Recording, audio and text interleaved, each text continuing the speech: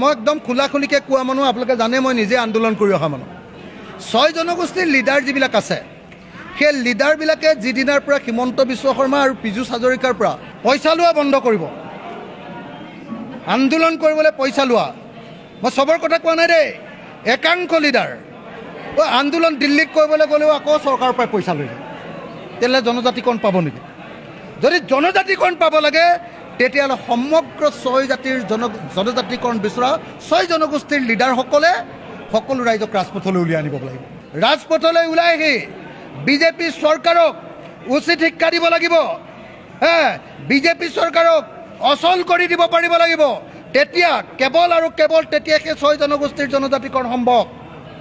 কিন্তু একাংশ নিদায় হিমন্ত বিশ্ব শৰ্মা আৰু অন্যান্য বিজেপি লিডাৰবিলাকৰ লগত যি মেটিৰালি কৰি আছে, সেইকাৰণে তেওঁলোকে চান্স পাইছে। সেইকাৰণে তেওঁলোকে ভাবে যে নাই এওঁলোকক কিনিব পৰা যাব।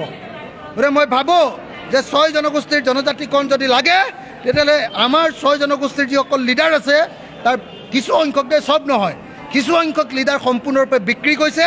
তেওঁলোকে ঘূৰি আহিব লাগিব, নহ'লে তেওঁলোকক আঁতৰাই দিব লাগিব। তেতিয়াহে 6 জনগোষ্ঠীৰ জনজাতিকৰণ হ'ব।